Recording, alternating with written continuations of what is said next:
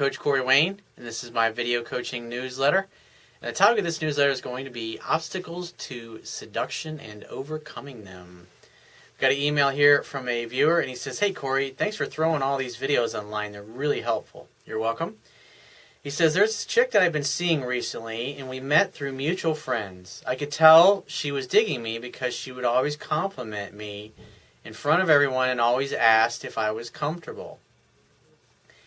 Anyway, those are definitely signs that she has interest." He says, "Anyways, we got drunk the other night and made out, and I tried to take things further, but she put up a stop sign, so I backed off, and then I tried again, and still no luck." Well, the idea is that you don't quit, you don't give up. You keep moving forward, you take a step back, you move forward, you take a step back, and the idea is to slowly wear down her resistance barriers. But when she tells you to stop, she wants you to respect those barriers. But at the end of the day, she's got to be able to blame the sex on you if you guys end up sleeping together that quickly after you've met. So he says, so we ended up passing out in the same bed. Plus, it probably didn't help that you were fucking drunk anyways. And the idea is, like, you never want to get too shit-faced or too drunk when you're hanging out with a chick, because this is the kind of stuff that happens. He says, "We've hung out a few more times since then, but usually at night, always flirting and having fun. So this past Friday, she kept texting me to come over and hang with her and her friends. I was at a party far away and didn't get back till 2 or so in the morning. I texted her and asked if I could come by. She texted back, 'Yeah,' with exclamation point. Well, here, I wouldn't agree, because you've only been out with this girl a couple of times. Now she's like, 'Hey, come over and hang out with me and my friends.' What you should have said was, 'I'd love to see you, but I'm out, and I'd love to see you, though, so when are you free to get together?' And then planned a definite day and time to get together. But instead, she invites you to come over and hang out with her and her friends, kind of like in a group setting. And then you basically call a few hours later, like 2 in the morning, saying, 'Hey, is it okay if I come by?' I mean, the bottom line is she'd invited you to come over. But like I said, what I would have done if I was out and you'd only been out with this girl once or twice, is I would have texted her back the next day and just said, 'Hey, I got your text, but I was out late and at a party, and I didn't notice it till this morning. So what's up? How are you?' Let her respond and just say, 'Hey, I'd really like to see you. When are you free to get together?' And then make a definite date. Because you're getting kind of sloppy here with obviously dealing with or trying to go over when there's a group of people there. Because the idea behind seduction is that you want to get closer and closer and closer to a woman, get her alone, so until you ultimately end up inside of her, either at her place or your place. But it's hard to do that when there's other people around, there's girlfriends around, there's friends around. Because think about it, she's just been out started going out, she's gone out with you a couple times, and now there she is with all of her friends that know her and know you. And there's probably some dudes that are in that group that probably have crushes on her, but they haven't told her. And so here you're this strange guy that she's only been out with a couple of times. Now you're going kind of into a lion's den, so to speak. And so you have less control over the situation because there's all these people there. And so she's going to be not as, if she's normally affectionate around you, when you get around other people that she hasn't been around for the first time, and you guys aren't really officially a couple or anything like that, because it's obviously still way too new, she's going to be more reserved. And that's why it's just never a good situation in the beginning to go for the group type of date. And so this was an obstacle, and it's like the more things you put in between you and her and getting together, that's another reason why you'd end up hooking up with her that first night, or that when you actually went over there. So he says, "As I'm driving over to her house, I receive another text from her saying, 'It's just me, though I'm pretty tired.' And as I'm driving to her house, I text her, 'Yeah, me too, but I'm still coming by.' And she said, 'Oh, okay, cool.' Which I could tell was a red flag on my booty call watch. And see, part of it, I could tell you were just over anxious and over eager, like, 'Oh, wow, this girl texted me, wants me to come by.' But you're out with your friends, you're out with your buddies, you're having a good time. And a man who's out taking care of business with his friends or whatever is like, 'Hey, baby, I'd love to see you, but I got plans tonight.' And I would have just gotten back to her the next morning, just say, 'I was out with friends late, I was at a party, and great to hear from you. sorry I couldn't meet up with you, but when are you free to get together? I'd love to see you. And then you just make definite plans. That's the way to handle it, because she wanted to see you. She would have been disappointed. But instead, you basically rearranged your evening to go spend time with her. And at this point in the interaction, it's just, you're communicating that she has earned a lot more of your attention, affection, and love than she really has, especially with her behavior. And now you're on your way driving over there, and she's trying to cancel on you already. So, because what's happening is you're too easy, too available, and it's starting to communicate that you'll basically drop what you're doing to go spend time with her. But you're out at a party. You were friends. You're with buddies. You should be hanging out with them and having a good time. Now, if this was your girlfriend or your wife, and you've been dating for a couple of years, then yeah, obviously you're going to go and spend time with her, or and meet up with her later, because she's going to, if she's your wife, obviously she's going to want to know when you're coming home. But if it's your girlfriend, but you're in a serious relationship with her, you're like, yeah, I'll be over around 2. And then you just go over and spend the night with her. You're not going to get a text from your girl telling you, oh, well, I'm tired. I think I'm just going to go to sleep. Because you're setting yourself up, because it's so early in the relationship. You're setting yourself up. If you continue to do what you're doing, you've got a pattern that you're starting here of basically being submissive and dropping what you're doing to go see her. And when a woman senses, when she finally realizes that you pretty much will drop what you're doing in order to spend time with her, then you're really not that valuable to her in her eyes, because then she knows that she can have you. And women are more attracted to men whose feelings are unclear. And so you make everything very clear, and you're basically willing to put her needs above your own, and you're willing to blow off your friends and things you got going on to spend time with her. And men don't do things like that. He says,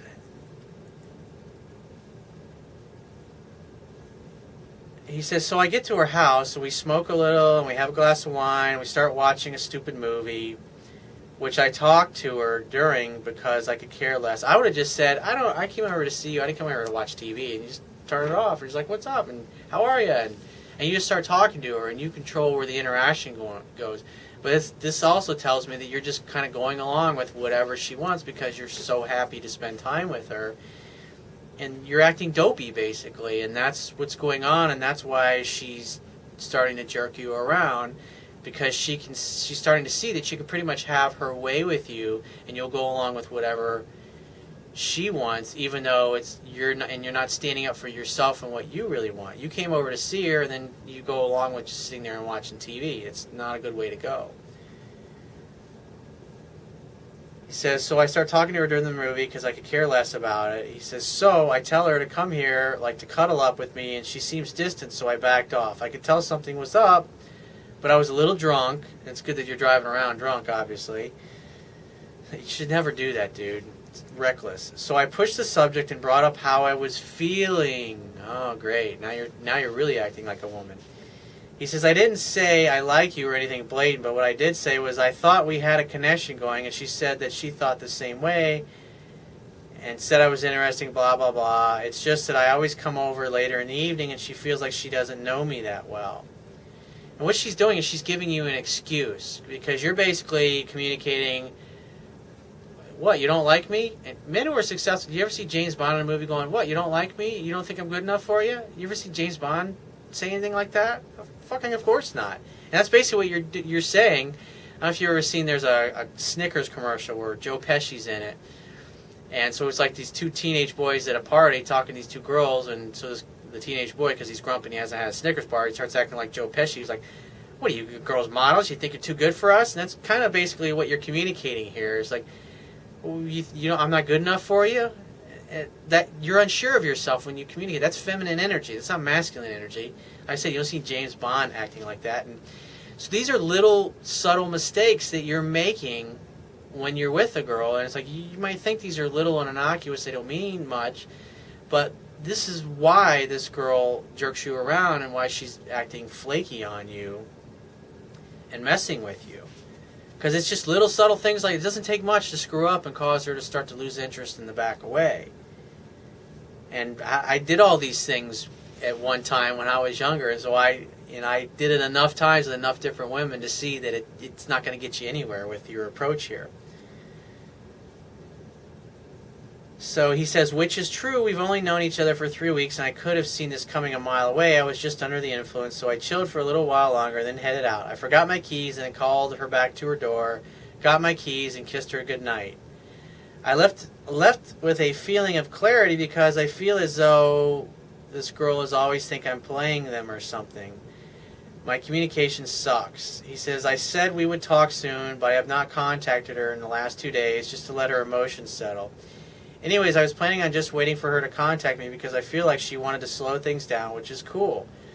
Like, yeah, because you were becoming upset that things weren't moving along to your liking, and then so you basically came unglued and you showed that you had no emotional self-control, and plus you had no idea where you stood in the relationship with her. So she was totally sure of where she stood with you, but you're unsure of where you stand with her, and it really should be the opposite because it's a scientific fact women are more attracted to men whose feelings are unclear. He said, so I didn't want to seem like I went cold, but at the same time, I don't want to chase. Any advice? Yeah, I'd wait a week. And then if you don't hear from her in a week, text her and just say, hey, I want to see you. When are you free to get together? And see if she'll make a date with you. But if you don't hear from her for a week, and it communicates that you backslid quite a bit. And because it's so new, you may have completely turned this girl off and blown it. We don't know. He says, any advice? It sounds as though she wants to hang out during the day, or maybe I need to take her out for some food so we can chat more. She chills with a lot of dudes, so I've been keeping myself out of their category. I don't contact her, etc. I think I'm kind of coming across as a player or something. I hope this makes some sense. And you're not coming across as a player at all. You're basically coming across as a weak, needy guy, and you're making big blunders here that are causing her interest to drop. And it's been a couple days, and she hasn't reached out to you, so give it a full week. And if you haven't heard from her in a week, like obviously it's the beginning of the week now, call her or text her Monday, Tuesday next week, and make definite plans in the evening to get together for a drink, and go pick her up, and go to dinner with her, go have drinks with her somewhere, like say have drinks and an appetizer, and then eventually either go back to her place or your place for the Indoor Olympics. Do something that's fun and watch the interaction when you're on the date with her. As she warms up to you and she feels more comfortable, she's going to start touching your arms. She's going to start bumping into you as you guys walk side by side. She'll start playing with her hair, twirling her hair around her fingers, that kind of thing. That communicates that that's the moment when she's comfortable enough and touching is appropriate. And then you just simply say, why don't you bring those beautiful lips over here and kiss me? And you start kissing her, making out. Maybe you're shooting some pool together, or you're throwing darts in a sports bar or something like that. Just have a good time with her. And so if you're touchy-feely and you're kissing, just say, hey, why don't we get out of here, grab a bottle of wine, and go back to your place. Or why don't we grab a bottle of wine and go back to my place? And more than likely she'll say yes because you're making your move in the appropriate moment. And then when you get back to her place, 2 steps forward, 1 step back. 2 steps forward, 1 step back. Just like I talk about in my book, until you ultimately end up inside of her. Make sure you make a date in the evening. And you said here about hanging out during the day. Don't do that at all, dude. Do things where it can lead to sex later on, and there's no other people around. You're not going someplace where her friends are or any of that nonsense. You can't, because it's going to create all kinds of problems. It's going to create more obstacles to you seducing her. So that's what you need to do, but you got to keep in mind you made a lot of mistakes here, and these are pretty big mistakes that communicated a lot of weakness on your part. Now, if her interest in you was 60 to 70%, you may have dropped it down to the 50s at this point, but you won't know. Like I said, if you haven't heard from her a week, there's a pretty good chance that you pretty much started out at square one. And since she's got other dudes in her life, maybe one of these other guys, she's probably going out and dating some of these other guys as well, and if you're acting weak and needy and these other guys aren't, they're going to get her and you're not. So you need to clean up your act. I would encourage you to read my book. And if you've read it already, go back and read it again because you're still making a lot of unnecessary mistakes.